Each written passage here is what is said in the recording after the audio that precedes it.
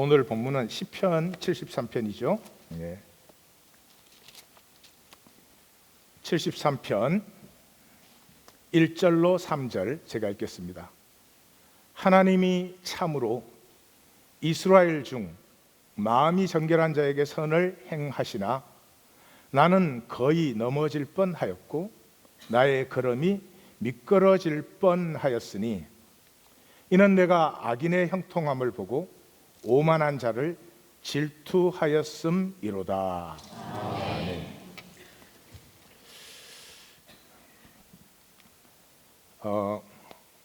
저를 따라서 한번 해주십시오.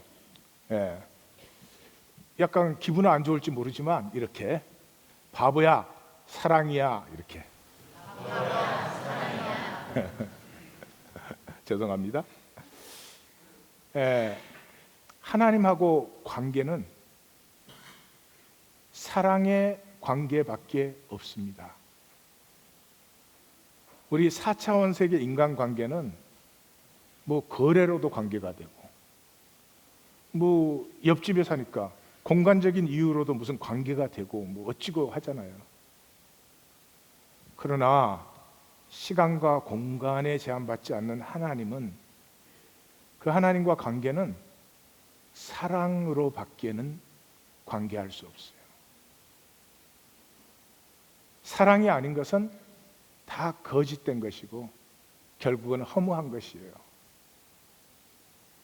사랑이 아니면 우리가 막 뛰어난 종교인이 되어서 산을 옮길 만한 믿음이 있고 모든 예언과 지식을 다 가지고 있어도 하나님과 통한 건 아니에요. 이 하나님과 통함에서 제일 중요한 것은 그 열리려면 주님의 음성이 들려야 돼요. 주님의 음성이 안 들리면 내 생각으로 믿는 거예요. 내 생각으로 사는 거예요. 근데 이 생각은 1초에도 몇백 번이 변해. 그러니 뭐를 되지가 않지요. 주님의 음성이 들려야 돼요. 근데 주님의 음성을 듣는다는 건 마치 이런 거예요. 아기가 엄마 태중에 있을 때 엄마 목소리를 들어요. 그때 아이는 이 무슨 뭐 청력 기관도 없고 귀청도 없어요. 그 들어요. 뭘로 듣죠? 존재 전체로 들어요. 그 엄마의 진동을 숨소리까지 다 느끼고 들어요. 그 아이가 이제 태어나면은 뭘로 들어요? 이 공기의 진동으로 오는 엄마의 음성을 들어요. 그 음성을 들을 때 아이는 비로소 내가 안심해도 된다. 그 태안에 있을 때 따뜻하고 다정하고 항상 나를 편안하게 잘 보호해 주던 그 세상 속에 내가 들어왔구나. 이게 아이의 영혼의 중심에 자리가 잡히죠. 그래서 이 음성을 들은 아이는 어릴 때부터 힘들죠. 어렵고 그래요. 그래도 그런 것을 다 이겨나갈 수 있는 힘이 생기는 거죠. 자, 영상을 하나 볼 텐데요. 이 아이는 청력이 망가진 채로 태어난 아이예요.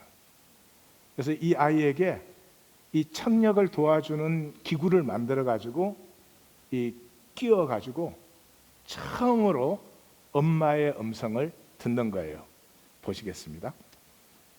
Hello. Hello. I never seen that face before. Hi. Are you emotional? You're gonna make me cry. Hi.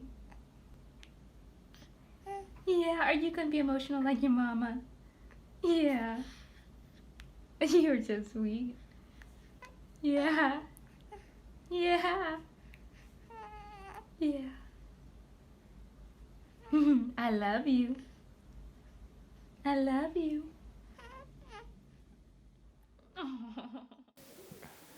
자, 제가 질문을 드릴게요. 저 음성을 듣는 아이가 더 기쁠까? 자기 음성을 듣는다는 것을 느끼는 엄마가 더 좋을까? 엄마가 더 좋죠. 그죠? 주님은 우리가 주님의 음성을 듣기를 굉장히 원하세요. 근데 우리는 음성을 못 들어요. 생각 때문에. 생각 때문에. 처음에 그러잖아요. 엄마가. 이때까지 엄마의 얘기에 아이가 반응이 없었어요. 듣지를 못하니까.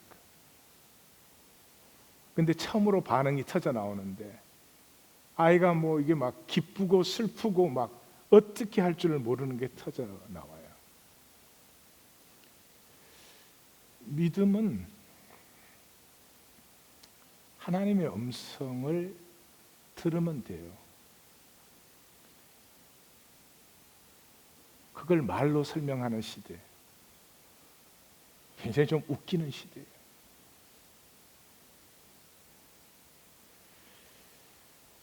시편은 하나님의 가슴과 통하는 그 음성을 들은 사람들의 고백이에요.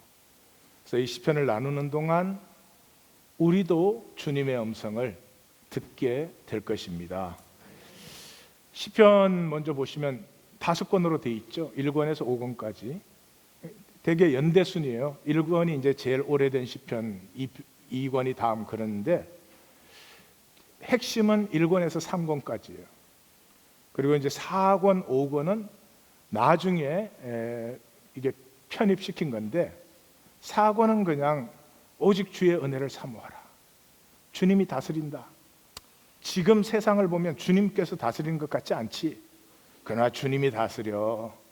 그 은혜를 구해야 돼. 그런 것이고 5권은 그 은혜를 구하는 말이 무엇이냐. 그게 주의 임재 안에 모이라는 거죠. 모이라는 거죠. 그래서 이 5권에는 성전으로 올라가는 노래, 할렐루야 노래, 그리고 다윗의 노래, 그게 전부예요. 다윗은 항상 하나님을 의뢰했던 사람이에요. 그래서 하나님의 임재를 누리고 그 나아가기를 기뻐했던 사람. 여기 보시면 이제 성전이 다 망가지고 그런 후에죠. 이 하나님이 살아계시는 것 같지 않은, 복을 하나님께 받는 게 아니고 달러가 복을 주는 것 같은 그런 시절에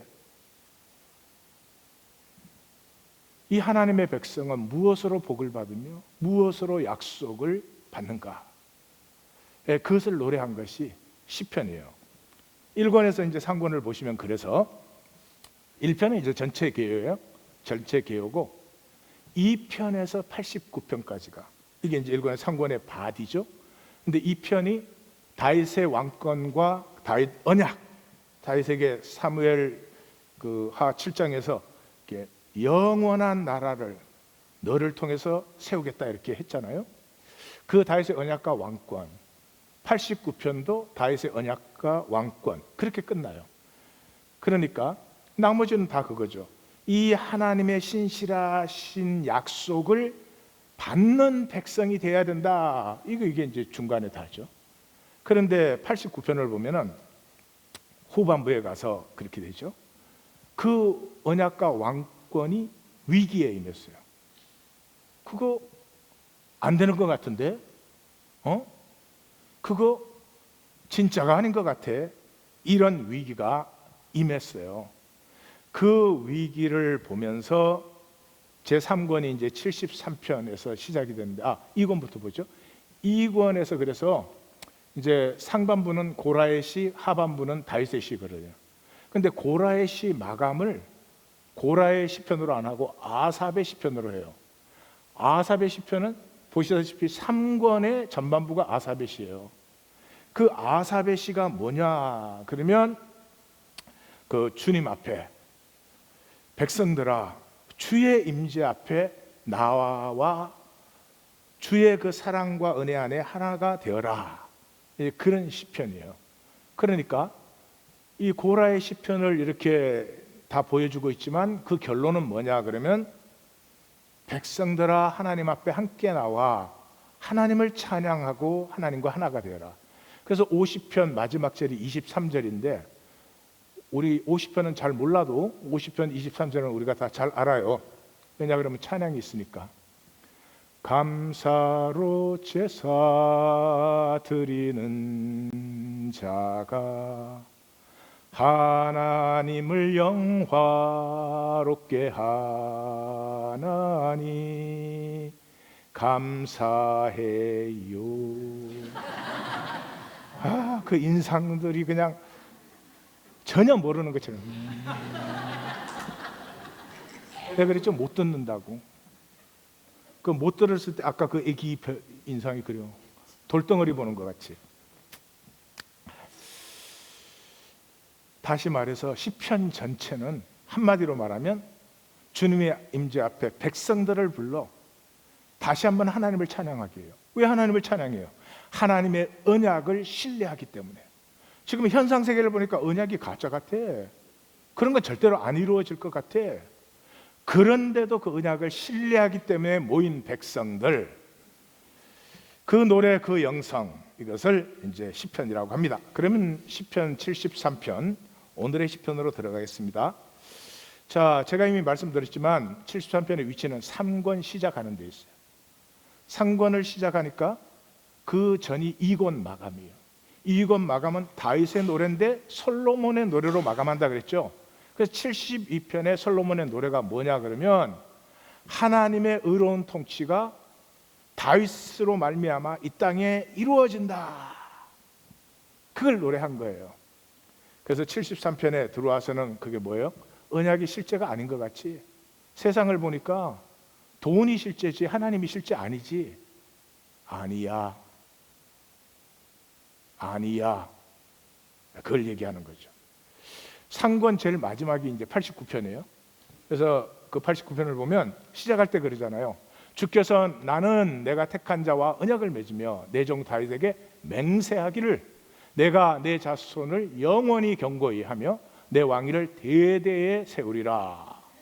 그 언약을 했다는 거죠. 그런데 중간에 가면 그래요. 그러나 주께서 주의 기름 부음 받은 자에게 놓아사 물리치셔서 버리셨으며, 여기를 읽을 때는 이제 예수님의 십자가를 생각하셔도 될 거예요. 주의 종의 언약을 미워하사 그 관을 땅에 던져 욕되게 하셨으며, 분명히 약속을 하셨는데 이 약속이 이루어지는 것 같지 않고 오히려 깨지는 것처럼 보이는 거죠. 그래서 마감을 어떻게 합니까? 주여, 주의 성실하심으로 다윗에게 맹세한 그 전에 인자하심이 어디에 있습니까? 이것이 믿음입니다. 이것이 믿음입니다. 하나님 분명히 하나님의 길로 행하면 복되게 하신다 그랬죠. 시냇가에 심은 나무와 같이 한다고 그랬죠. 그런데 그 약속 지금 어디 있는 거예요? 라고 질문하는 것이 믿음입니다. 그러면 라고 질문하는 사람은 그 약속을 쫓아서 살았을까요? 안 살았을까요? 살았죠. 살았으니까 질문하죠. 이미 그럼 교회에서나 그런 말 하고 세상에서는 아니야.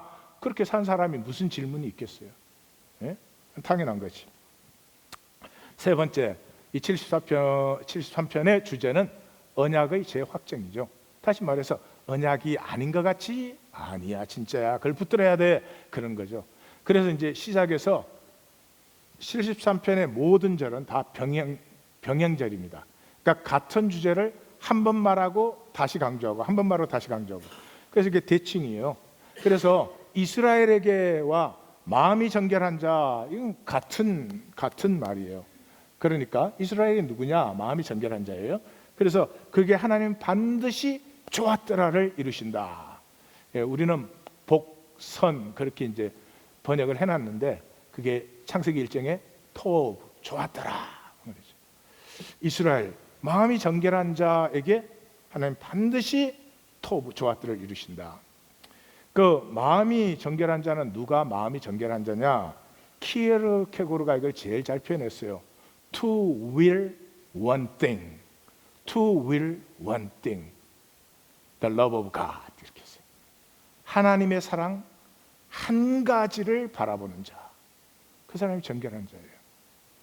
맞는 얘기죠. 그죠? 예화가 좀 우습지만은 아내가 남편 하나만 바라봐야지.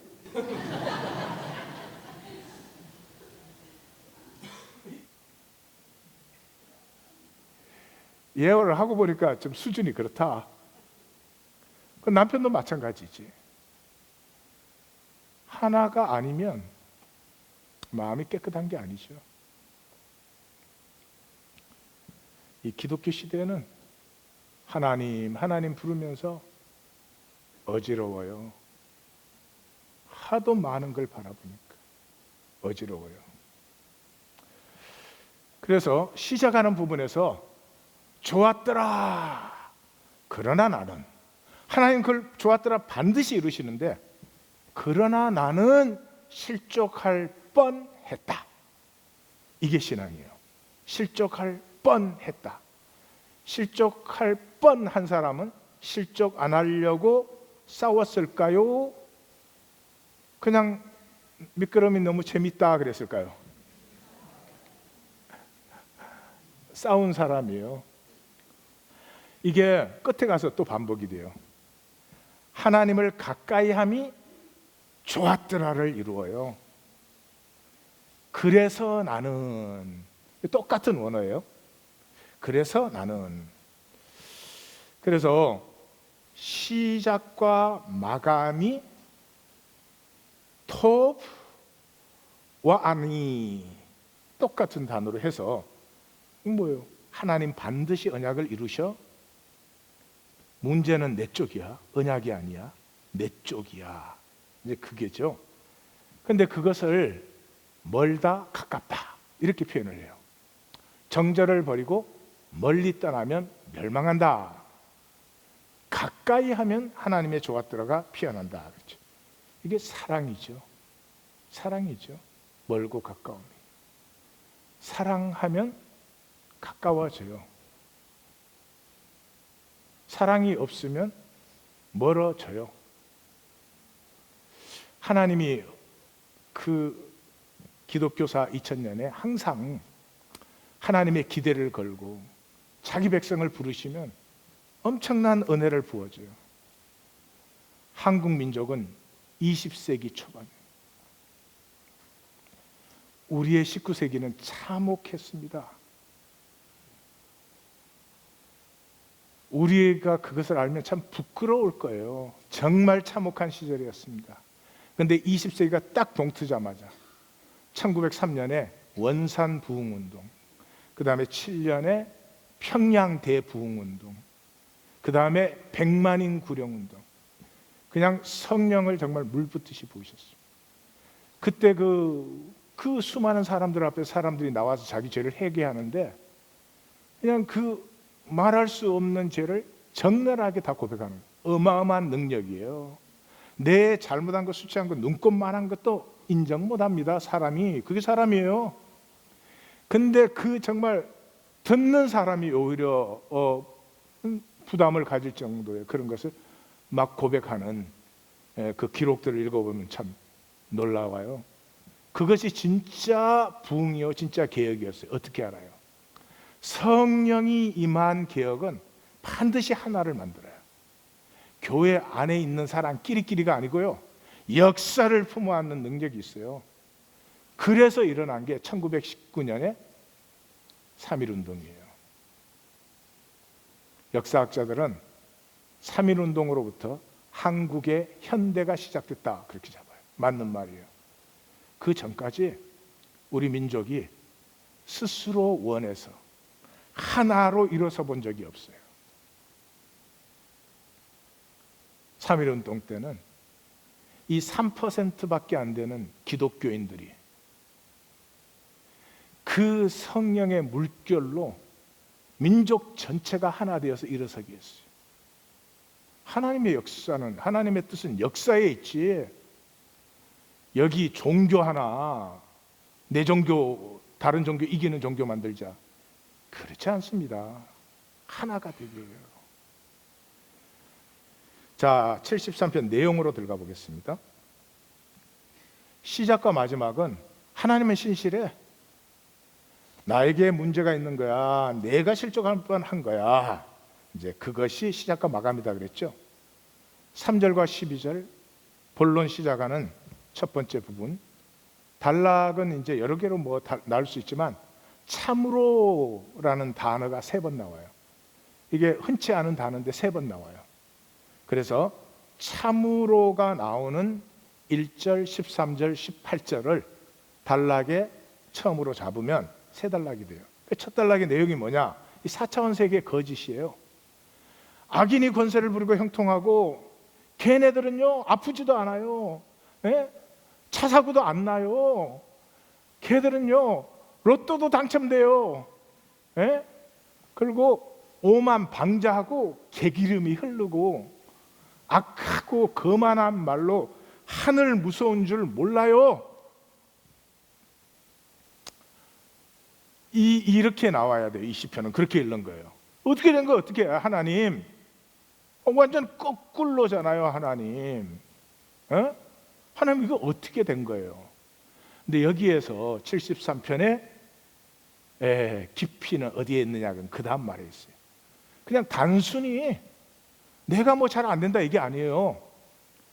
하나님 세상이 이렇게 돼버리니까 주의 백성마저도 그 말에 빠졌잖아요. 하나님이 어디에 있냐?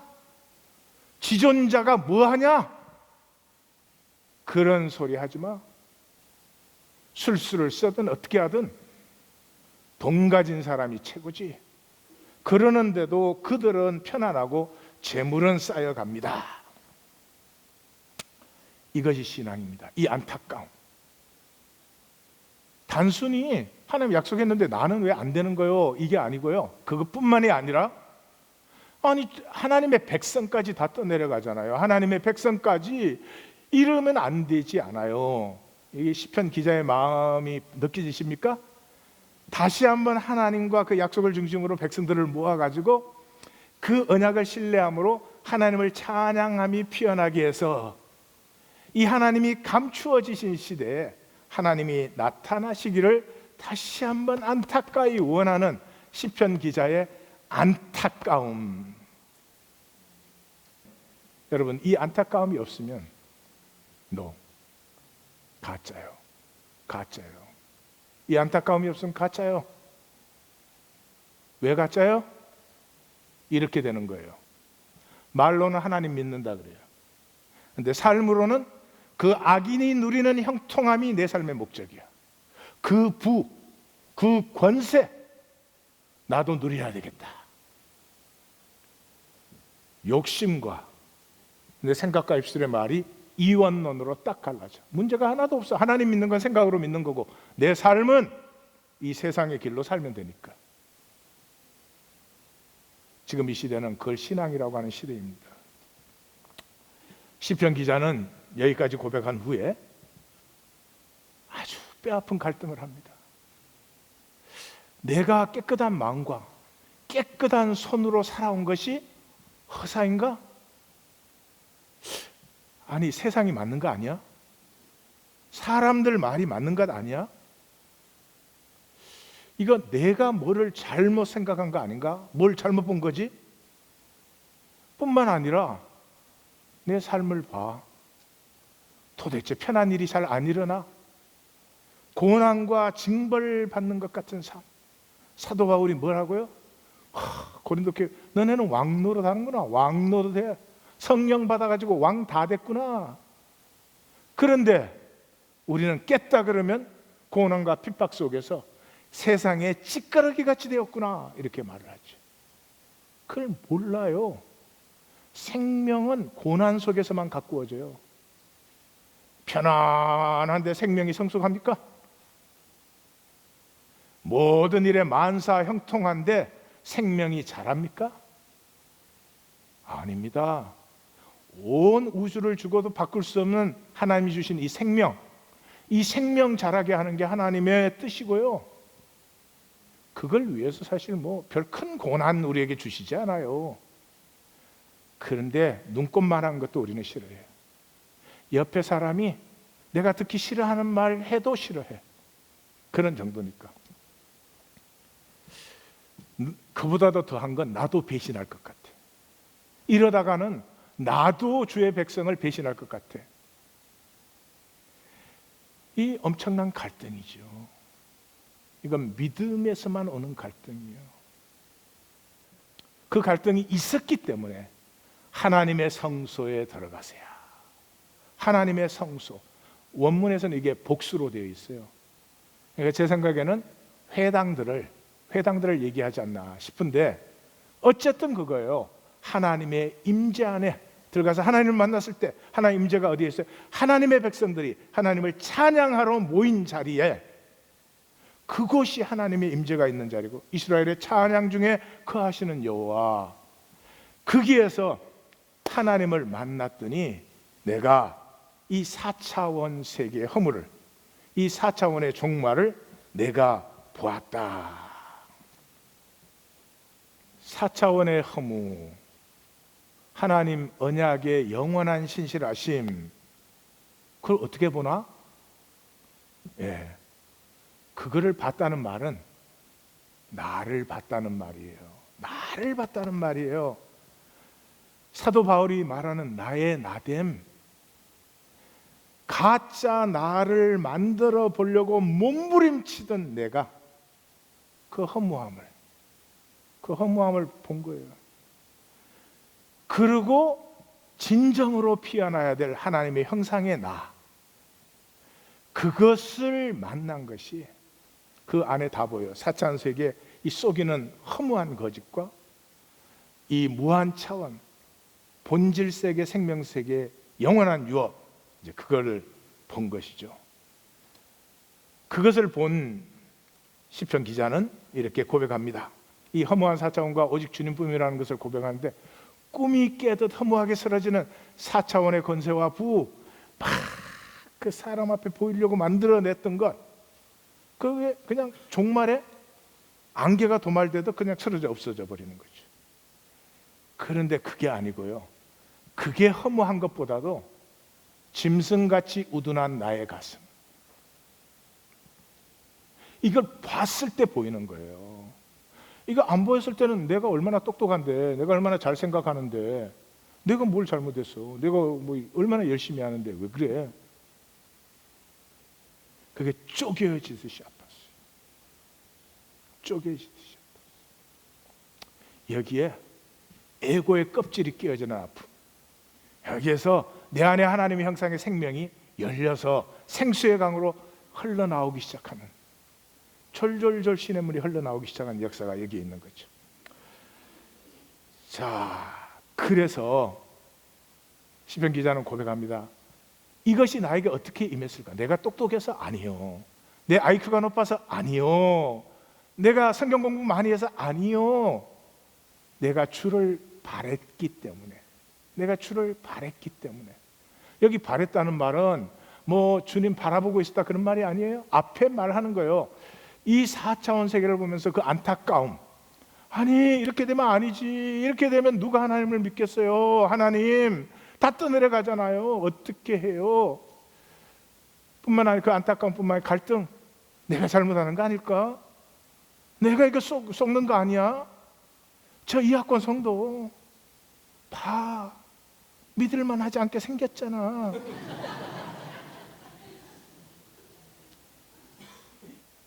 성도님들 질문 하나 좀 하고 다음으로 갑시다. 제가 왜 이렇게 썰렁하게 굴까요? 반응이 없어서. 제가 왜 이렇게 썰렁하게 굴까요? 이 시대에 차마 진실을 말할 수 없어서 멀쩡한 정신 몽땅 가짜인데 우리 솔직하게 얘기합시다. 목회자들 정말로 하나님의 나라를 위해서 할까요? 자기 세력을 위해서 할까요? 드물어요. 성도들 정말 하나님의 신실한 약속을 믿기 때문에 나오는 사람들일까요? 아니면 자기의 에고를 가지고 나올까요? 아니, 우리 잘못이 아니에요. 시대가 그랬잖아요. 시대가 이렇게 흘러버렸어요. 그 가운데서 이걸 다시 얘기해야 되는데 제정신으로 어떻게 얘기합니까? 제정신으로. 이게 미친 얘기지요. 이 시대에 제 얘기는 미친 얘기예요. 그러니까 성도님들한테는 죄송하고요. 저는 아프고 답답하고 그냥 제정신으로 할 수가 없어서, 그렇다고 또 뽕 맞고 할 수는 없잖아요. 자, 이 시대에 우리가 주님의 음성을 들어야 되는데 73편에 많이 들어있죠. 세 가지가 우리에게 분명히 질문을 던지고 있어요. 첫째, 갈등이 있는가? 나는 갈등이 있는가? 하나님의 뜻이 이루어진다고 하면서 하나님의 뜻이 이루어지기는 그냥 거꾸로 가는 이 세상에 대한 갈등이 나는 있는가? 하나님, 이거 어떻게 된 거예요? 이래서는 안 되지 않아요. 그 갈등이 내게 있는가? 그냥 나 하나 잘 살았으면 좋겠다. 그것은 하나님의 백성은 아니죠. 두 번째, 안타까움이 있는가? 하나님 도대체 어떻게 된 거예요? 나는 그래도 믿으려고 몸부림쳤잖아요. 근데 내가 손가락질을 받아요. 내가 미친 사람이 돼요. 내가 정신 나간 사람이에요. 이거 어떻게 된 거죠? 이 안타까움이 있느냐 하는 거죠. 이것이 있는 것이 산신앙입니다.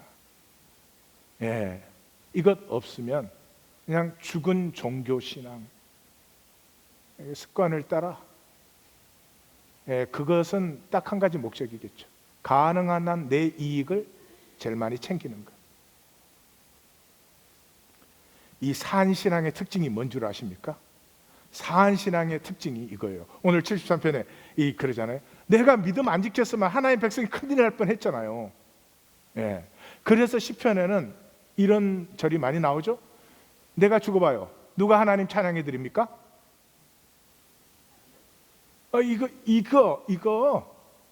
이게 산신앙이에요. 이게 살아있어야 돼요. 하나님과의 생명의 관계라면. 자식들이 종종 그러잖아요. 지가 잘못해놓고 나 집 나갈 거야 이러잖아요. 집 나가면 지가 어려울까 내가 어려울까? 지가. 그러는데 자식들은 지가 집 나가면 아주 엄마 아빠가 큰일 날 줄 알지. 그거예요. 산신앙이니까. 이런 게 좋지 않으세요? 하나님 앞에 하나님, 나 죽어봐. 누가 찬양해줘? 나 살아있을 때 잘해줘. 세 번째, 신경을 어디 쓰고 있나? 내 삶은 어디로 흘러가고 있는가? 모든 것이 상품화된 세계예요. 여러분, 이제 크리스마스가 다가오는데 크리스마스에는 선물을 주고받잖아요. 요즘 선물 받는 사람 있어요? 선물 받는 사람 있어요? 그 선물 하나를 주기 위해서 옛날에는 돈 주고 사는 건, 돈이 없는 시대니까 너무 귀하고 만들고 그렇게 해가지고 갖다 주죠. 물건을 분명히 받았는데 물건을 받은 게 아니라 가슴을 받았지. 마음이 찡해서, 마음이 찡해서. 그게 선물이에요. 요즘 무슨 선물이 있어요? 돈 주고 받는 거예요. 돈 주고. 예? 아예 그냥 요즘 회사들은 계좌를 개설해 주잖아요. 서로 바꾸도록 이렇게. 결혼 없어졌어요. 결혼 무슨 결혼? 결혼하신 분은 복인 줄 아세요? 전부 상품 구매예요. 내 가치가 얼마 되느냐, 내 가치를 높여서 내 가치보다 약간 높은 신랑 신부를 데리고 오는 거, 그 문제지. 서로가 약간 높아야 되니까. 예.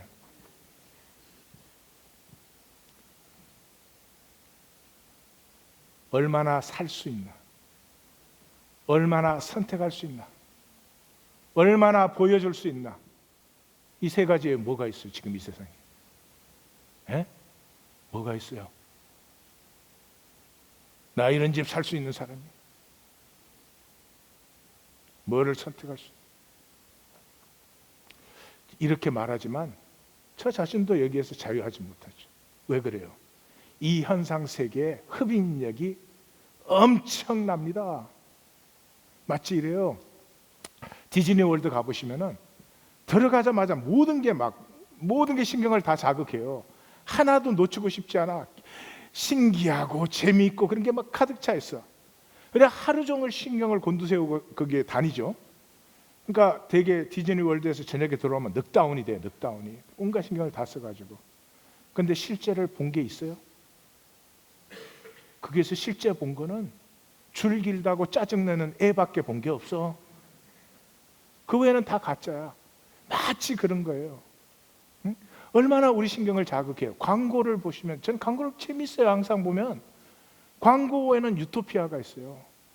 아픈 사람의 약 광고에 나오는데도 너무 건강하고 날씬하고 멋있어. almost 이래. 나도 저 병 걸리고 싶어.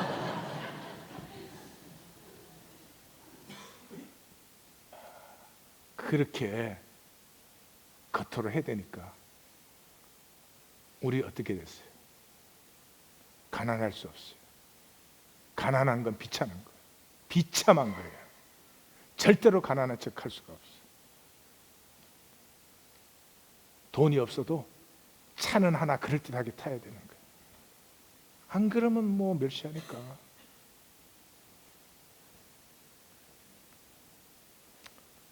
그걸 살아요. 우리 사람에게 보이려고. 그 말이 그 말이에요.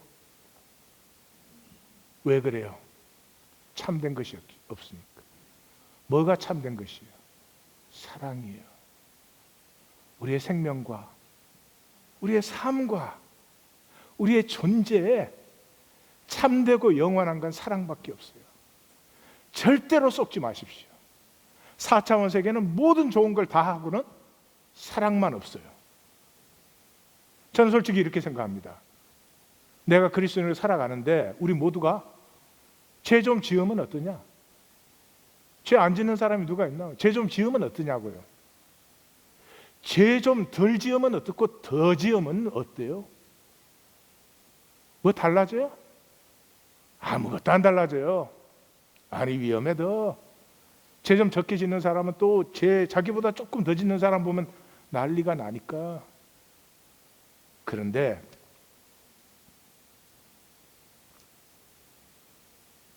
완전히 다르게 하는 게 있어요. 완전히 달라지게 하는 게 있어요. 그게 뭐예요? 내가 죄 짓고 싶은데, 죄 지을 수도 있는데 주님을 사랑해서 죄를 못 지을 때, 내가 얼마든지 이기적일 수 있어요. 얼마든지 욕심 부릴 수도 있어요. 그거 했다고 누가 나 정죄할 사람도 없고 알 사람도 없어. 그런데도 주님을 사랑해서 내가 그걸 할 수 없을 때, 그거는 it makes all the difference. All the difference. 우리가 참으로 신경 쓸 것은 한 가지밖에 없어요. 실제. 실제는 사랑이에요. 꽃 한 송이를 보아도 사랑으로 볼 때는 꽃이라는 색깔과 모양을 본 것이 아닙니다. 그 생명의 실제를 본 것이죠. 올해 그 아마존 아마존이 원래 책장사였잖아요. 아마존의 베스트셀러가 신경 끄기의 기술이라는 책이에요. 이거 나왔을 때 저는 참 그랬어요. 아이고, 책 갖고 돈 벌려고 별걸 다 쓰는구나. 예? 예, 그런 생각을 했어요. 그런데 시편 묵상을 하면서 이게 우리한테 적용할 수 있는 구체적인 것이다. 예, 그렇게 제가 느꼈어요. 그래서 이제 나누는데 책을 뭐 다 나눌 수는 없으니까 책 시작에서는 두 사람의 얘기를 시작해요. 첫 사람은 데이브 머스테인. 여러분들 잘 모르실 거예요. 모르는 게 당연하죠. 그 헤비 메탈 락 밴드의 이 기타리스트니까 여러분이 알 수가 없을 거예요. 예, 여러분이 혹시 보시더라도 저게 막인가 이럴 거예요. 예, 그런데 그 기타리스트가 메탈리키라는 밴드에, 메탈리키는 세계적인 밴드예요. 예, 그 음반을 3억 장을 팔았어요. 3억 장. 예, 음성이 안 들리니까. 여러분, 3억 장에 한 장에 10불씩만 들어오면 얼마? 30억 불. 돈으로 환산해줘야 느껴져. 3억 장이 팔린 밴드예요. 그런데 이 머스테인이 거기서 쫓겨났어요. 이 사람이 뭐 음악의 천재인 사람이에요. 그래서 쫓겨나니까 너네들 나 쫓아낸 거 후회하게 만들어주마. 그래가지고 메가데스라는 밴드를 만들었어요. 나도 모르고 성도님들도 모르는 거예요. 근데 메가데스를 만들어가지고 첫 음반이 2,500만 장 팔렸어. 그거나 저거나 안 느껴지기는 피차 일반이요. 2,500만 장이 팔렸어요. 그 사람의 얘기와 또 한 사람의 얘기를 소개해줘요. 베스트라는 사람인데 저도 처음 알았어요. 원래 이 사람이 비틀스의 멤버였어요. 근데 비틀스가 첫 음반 녹음하기 3일 전에 잘렸어요. 잘리는 바람에 드러머가 잘렸어요. 그래서 이 사람이 잘리는 바람에 링고스타 들어보셨어요? 링고스타라는 사람이 비틀스의 그 드러머로 들어왔어요. 내가 보기에는 베스트가 이름이 괜찮구만. 링고스타가 뭐야?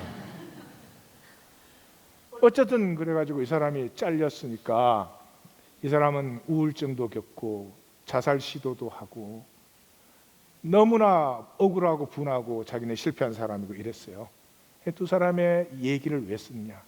시간이 쭉 흐르고 난 다음에 두 사람의 삶이, 이 데이브 머스테인은 그렇게 성공을 했는데도 아직도 그 울분과 우울화와 실패감 때문에 약을 하지 않으면 안 되고, 베스트는 굉장히 삶이 건강해져 가지고 가정도 행복하고 굉장히 사회적으로 좋은 일을 많이 하고 아주 즐겁게 살아가요. 그 인터뷰했을 때 두 사람 다 머스테인은 나는 실패자라는 거예요. 왜? 그 밴드에서 메탈리키 밴드에서 자기는 평생에 쫓겨난 사람으로 자기를 계속 보는 거예요. 근데 베스트는 그걸 넘어서서 내 인생에 그런 시절 그런 실패 있었지. 어마어마한 실패죠. 비틀스에서 쫓겨난 거는.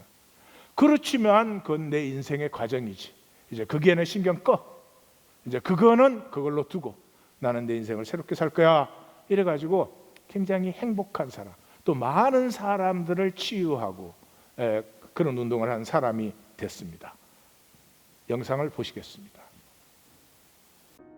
우리에게도 자신만의 메탈리카가 있을 것입니다. 자꾸만 신경이 쓰이고 나 자신을 불행하게 만드는 것 말입니다. 남과 비교하게 만들고 나를 작게 만들죠. 책 신경 끄기의 기술은 세상에 불필요한 이런 모든 것에 신경을 꺼버리라고 말합니다. 수많은 사람들이 떠들어댑니다. 좋은 삶을 살기 위해선 더 나은 직업과 더 멋진 애인과 더 넓은 집을 가져야 한다고, 더 소비하고 더 꾸며야 한다고, 더 욕망하라고. 저자는 우리를 비교하게 만드는 이런 메시지에 꺼져라고 말하라 합니다. 행복한 삶을 살려면 더 많이 신경 쓸 게 아니라 더 적게 신경 써야 한다고 말합니다. 우리는 참 사소한 것에 신경을 씁니다. 지나간 시험 한 문제에 신경을 쓰고 말 한마디, 표정 하나에 신경을 씁니다. 갖지 못한 것에 신경을 쓰고 외모의 작은 한 부분에 신경을 씁니다. 저자는 이러한 우리를 한 노인에 비유합니다. 이 노인은 계산원에게 유효 기간이 지난 500원의 쿠폰을 안 받아준다며 신경질을 내는 사람입니다. 이 노인이 사소한 쿠폰 하나에 신경을 쓰는 이유는 지금 노인에게는 그보다 더 신경을 기울일 일이 없기 때문입니다.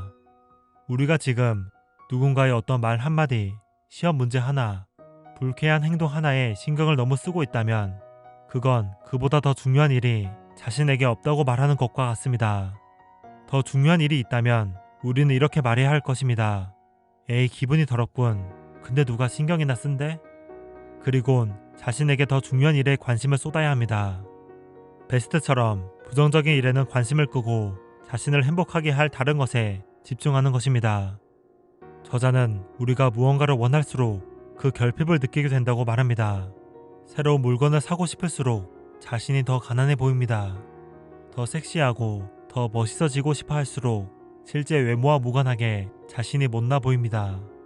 더 사랑받기를 열망할수록 더 외로워집니다. 뭔가를 바라는 행위는 내가 그걸 갖지 못했음을 강조하는 것이기 때문입니다. 우리가 사소한 것에 신경을 쓰면 쓸수록 그것은 자신을 더 옥죄어옵니다. 우리가 해야 하는 일은 무언가를 더 원하거나 신경 쓰는 것이 아니라 결핍을 받아들이고 인정하는 것입니다.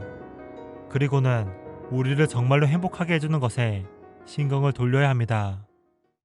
사소한 것에 신경을 끄고 나면 신기한 일이 벌어집니다. 생각보다 일이 잘 풀리고, 생각보다 자신이 괜찮은 사람인 걸 알게 되고, 생각보다 주변에 나를 사랑해주는 사람이 많다는 것이 그제서야 보이기 시작합니다. 그러니 앞으로 사소한 일로 기분이 계속 나빠지면 이렇게 말해봅시다. 에이, 짜증나네. 근데 중요한 일도 아닌데 뭐. 책 신경 끄기의 기술은 여기에 한 가지 조언을 더합니다. 우리가 정말 신경을 써야 하는 가치 있는 일은 무엇일까요? 저자는 이렇게 말합니다. 당신은 어떤 고통을 원하는가? 당신이 견딜 수 있는 고통을 선택해야 한다. 우리는 무엇을 원하는가에 대한 대답은 쉽게 합니다. 더 좋은 몸매, 안정적인 돈, 명성 등등이죠. 하지만 좋아 보이는 모든 것에는 그걸 달성하기 위한 고통이 숨겨져 있습니다. 예를 들어 많은 사람이 창업을 원하지만 창업에는 위험, 불확실, 반복되는 실패가 숨겨져 있습니다. 그 고통을 모른다면 사업가로서 성공할 수 없죠. 저자는 말합니다. 쾌락에 관한 질문은 답하기 쉽다. 더 흥미로운 질문은 바로 고통에 관한 것이다. 당신은 어떤 고통을 견디고 싶은가? 어떤 분야의 고통이라면 그것을 견디면서도 나아갈 수 있겠는가? 이 4차원 세계의 거짓과 이 생명의 약속의 신실함을 만난 사람, 그 길을 향해서 가는 길에 고난에 그렇게 신경 쓰지 않습니다. 누가 신경을 많이 쓰지요? 방석을 깔고 편안하게 앉아 있는 사람. 이 사람은 바람이 불까? 비가 내릴까? 옆에 사람이 뭐라고 할까? 너무너무 신경을 많이 쓰는 것이죠. 자, 우루과이의 한 작은 교회당의 벽에 글을 제가 거기에 실어놨는데 같이 읽겠습니다. 세상 일에만 빠져 있으면서 하늘에 계신 아버지라고 말아. 자기 자신만 챙기면서 우리 아버지라고 하지 마라. 자기 이름을 위해 안간 힘을 쓰면서 아버지의 이름이 거룩히 여김을 받으시라 말라. 물질 만능의 삶을 추구하면서 아버지의 나라가 임하시며 하지 마라. 내 뜻대로 되기를 원하면서 아버지의 뜻이 이루어지다 하지 마라. 욕심을 부리면서 일용할 양식을 주소서 하지 마라. 지체에게 노여움을 품고 있으면서 우리를 시험에 들게 하지 마옵소서 하지 마라. 수시로 미움 판단 정죄하며 우리를 시험에 들게 하지 마옵소서 말라. 악을 보고도 아무런 양심의 소리를 듣지 않으면서 다만 악에서 구하옵소서 말라. 주님의 기도를 살지 않으면서 아멘이라고 하지 말라.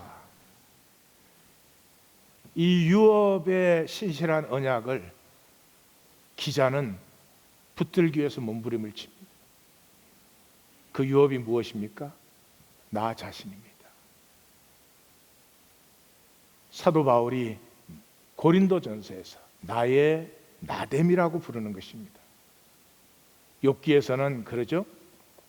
세 친구와 엘리후가 잘못된 것이고 욥이 옳다고 하나님이 그의 손을 들어주시고 결국은 욥은 하나님을 대면하여 만나서 그 음성을 듣는 자리에 들어갑니다. 그런데 그 욥의 의가 무엇이었습니까? 만약에 의를 행하고 사는데 대가를 위해서 산다면 그건 진실한 의가 될 수가 없습니다. 아무런 대가가 없어도, 아니 오히려 고통이 온다고 하여도 의를 지킬 때 그 의는 더 이상 의가 아니라 내 자신인 것입니다. 그래서 바울은 이렇게 고백하죠. 고린도전서에서 내 상이 무엇이냐? 내가 복음을 전할 때 값 없이 전하고 복음으로 말미암아 내게 있는 권리를 다 쓰지 아니하는 이것이다. 이것이 바울의 바울됨이었습니다. 하나님 앞에까지 자신으로 쓸 수 있는 담대한 의였습니다. 이 유업이 가꾸어지는 열매 맺는 성도님들이 되십시오.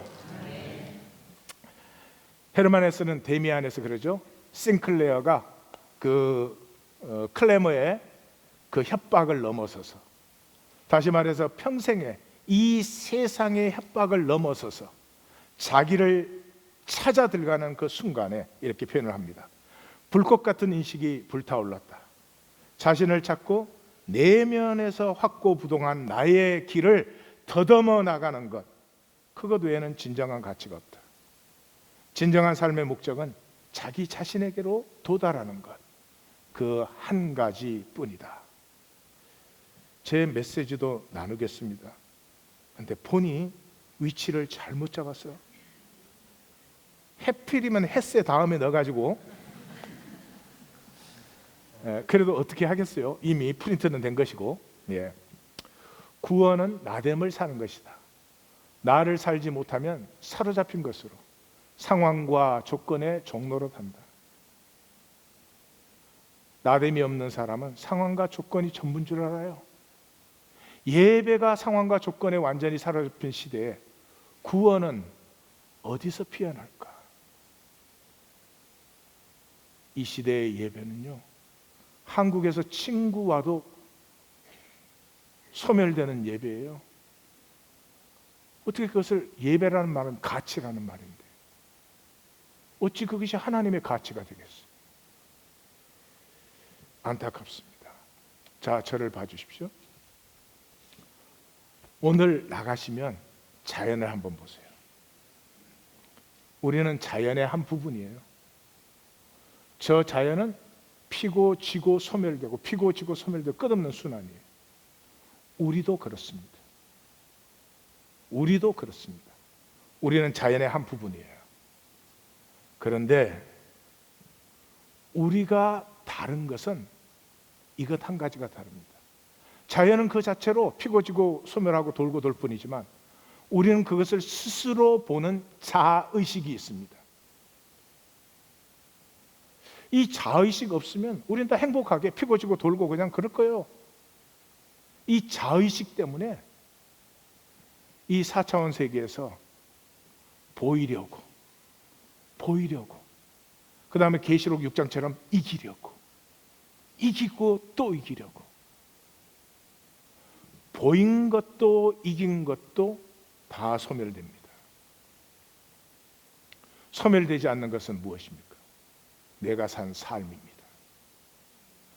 그 자의식을 내게 주신 것은 이 소멸되는 삶 속에서 하나님이 씨앗으로 심으신 이 생명을 피워내라고, 생명이 피어나면 나의 파트너가 된다고, 나의 신부가 된다고, 나와 신비하고 영원한 무한히 확장되는 이 교통 속에 들어가는